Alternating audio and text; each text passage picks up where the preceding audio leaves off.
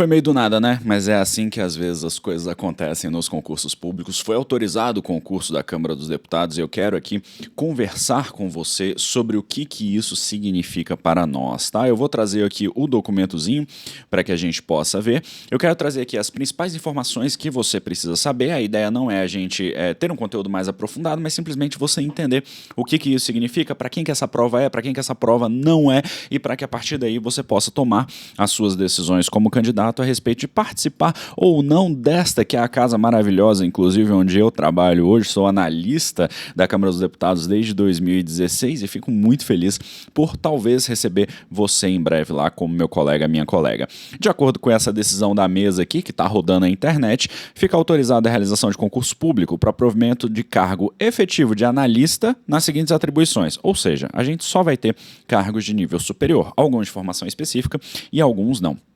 A gente vai ter aqui assistente social, consultoria. O consultor, ele é o creme de la creme, ele é a elite da Câmara dos Deputados, enquanto a remuneração aí de analista começa em torno de 23, 24 mil reais. A remuneração de consultor, ela já vem agregada a uma gratificação que faz a remuneração passar dos 30 mil reais iniciais, tá? 32 vagas para consultoria e 2 para consultoria de orçamento e fiscalização financeira. É importante lembrar que na Câmara dos Deputados, se eu não me engano, são 15 áreas de consultoria e essas vagas elas devem ser distribuídas entre algumas dessas áreas. Talvez não todas, porque o quadro da consultoria é muito pequeno e vai depender de aposentadorias e de futuras aposentadorias que podem vir a acontecer. Além disso, vamos ter contador com 3 vagas, enfermeiro com 2 vagas, farmacêutico com 1 vaga, analista de informática legislativa com 30 vagas, médico com 15 vagas, inclusive o cargo de médico do Legislativo Federal é uma mãe, analista de informática, médico, técnica legislativa. Esse analista de técnica legislativa ele é uma mistura de analista de processo legislativo com analista administrativo na Câmara dos Deputados, então você pode trabalhar com ambas as áreas, é o cargo mais, digamos assim, mais coringa que existe, o que é muito interessante, porque a perspectiva de você passar 30 anos fazendo a mesma coisa pode ser um pouco desesperadora para algumas pessoas, mas quando você chega aqui, você tem essa possibilidade de atuar em diversas áreas da casa, o que é excelente. São 33 vagas, inclusive é o cargo que vai ter mais vagas, e técnico em material e patrimônio. O técnico em material e patrimônio, como o próprio nome diz, ele vai cuidar de material e patrimônio. Então, os que não exigem informação específica, tá? Técnico em material e patrimônio, analista de técnica legislativa e, salvo engano, analista de informática talvez não precise. Agora eu não sei se eu estou confundindo com o Senado, mas eu vou trazer informações mais precisas para você quando a gente acalmar, para a gente poder analisar isso. A consultoria também não necessita de formação específica, então isso é uma boa notícia para a gente. Agora, quando a gente fala de contador, claro, assistente social, enfermeiro, farmacêutico, médico, todos esses cargos, eles vão exigir formação específica. Vamos lá para a gente pegar as informações mais importantes, mais relevantes para esse primeiro momento. A remuneração de analista da Câmara dos Deputados está na faixa dos 24 mil reais. É uma excelente casa para se trabalhar.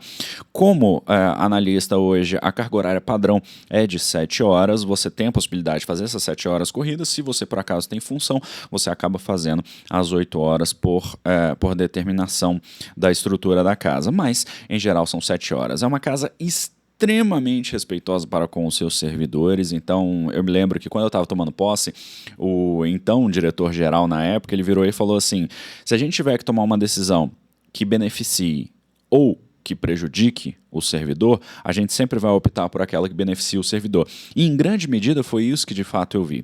É claro que a estrutura administrativa da casa ela não tem integral controle sobre tudo que vai acontecer, porque algumas das questões são decisões políticas, mas a gente teve inclusive aumentos. Durante a pandemia, a gente teve um aumento recente, agora uma reposição salarial interessante, que foi escalonada aí em 3 anos, e a gente tem um centro de formação, que é um centro de formação muito bacana agora, que vai ter concurso da Câmara dos Deputados. Eu vou me acabar de fazer vídeo aqui para vocês. E claro, a gente tem que olhar a estrutura da prova anterior para que a gente possa ter noção de como que essa prova vai ser. O que aconteceu? Em 2014, no final de 2014, se eu não me engano, saiu uma autorização para a Câmara dos Deputados.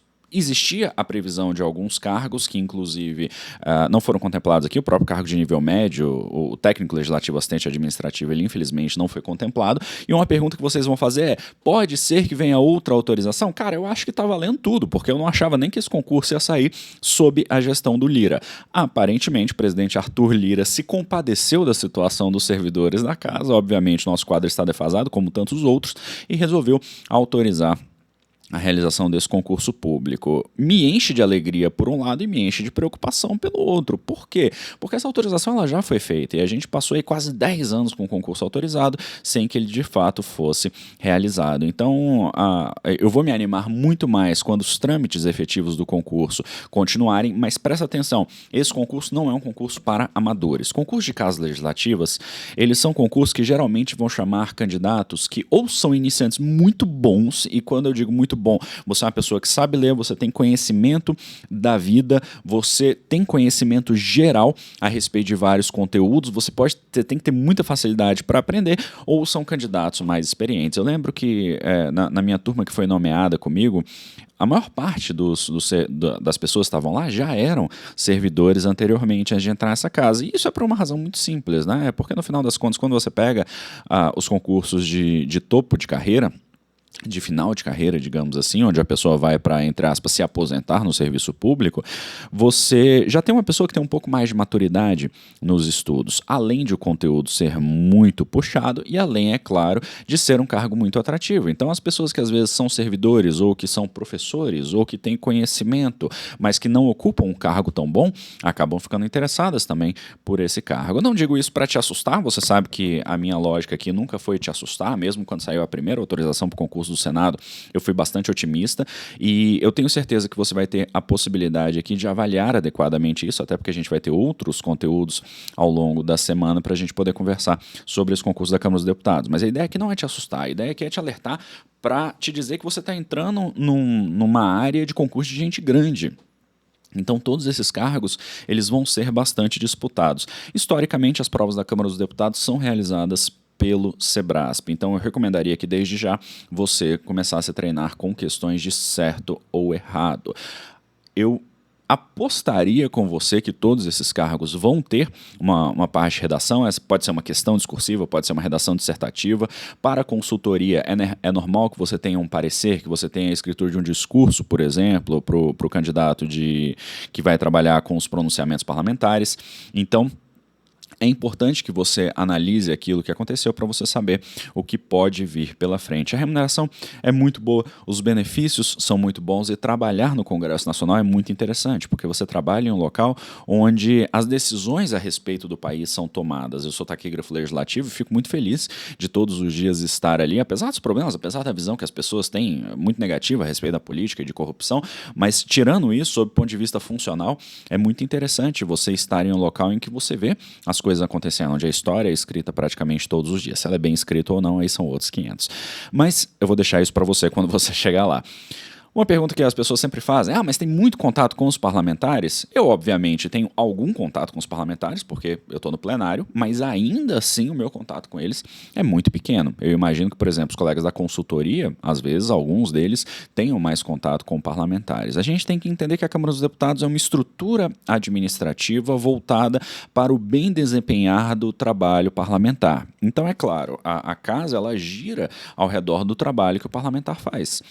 Seja este trabalho para dar sustentação à divulgação do discurso, como faz o Departamento de Taquigrafia, seja para que os convidados, para que as pessoas que estão ali sejam bem recebidas, como cerimonial, receptivo, seja para que esse discurso seja transmitido com o pessoal da TV Câmara. Então, qualquer que seja a função que você vai ocupar ali, a ideia é pegar essa informação do parlamentar, do discurso parlamentar, da atuação parlamentar e permitir ao deputado fazer esse trabalho adequadamente. Eu não acho que você tem que gostar de política, até porque acaba sendo um bônus, né? Porque você tem o interesse, ele vai ser sempre positivo e você acaba tendo muito mais facilidade de aprender aquilo porque você se interessa, mas não é necessariamente um pré-requisito na minha visão.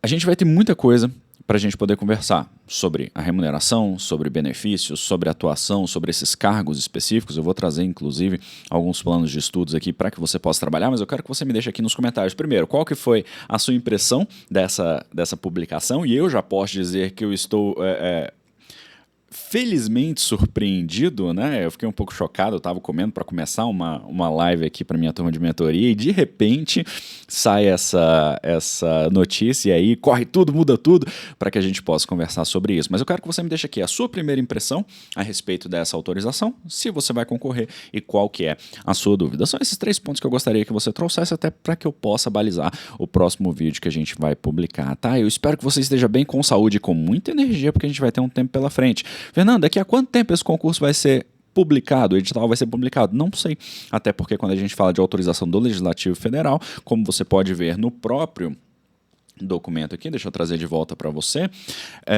ele está dizendo aqui, ó, tendo em vista a necessidade de recomposição da força de trabalho, em especial ante os cargos vagos já existentes, bem como a expectativa de aposentadorias, a mesa diretora autoriza a realização de concurso público. Só que, curiosamente, ao contrário do que acontece, por exemplo, no Executivo Federal, não existe data, não existe limite para que esse concurso seja realizado. E é por isso que, por um lado, eu fico feliz pela autorização ter acontecido, e eu tinha falado ao longo do tempo que uma nova autorização provavelmente sairia, mas ao mesmo tempo a gente não sabe quando que isso vai acontecer. Se eu precisar chutar e se esse processo for acontecer adequadamente, eu acredito que numa faixa aí de talvez 3 a 4 meses a gente já possa começar a conversar seriamente sobre a realização desse concurso, inclusive com a possibilidade de publicação do edital.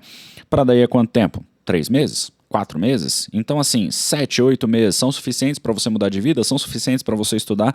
Eu espero que sejam, porque este é o tipo de concurso que realmente muda a sua vida. Eu estou lá e não há um dia em que eu não seja grato por ser servidor do Legislativo Federal, que afinal de contas era meu sonho e minha meta, e felizmente eu consegui realizar. Então, a gente vai estar junto, agora mais do que nunca, inclusive, para a gente poder conversar sobre isso, porque poucas coisas dão tanta satisfação quanto um concurso da sua própria casa. Eu sou Fernando Mesquita e a gente se vê na nossa próxima oportunidade para a gente poder falar sobre isso. Tchau!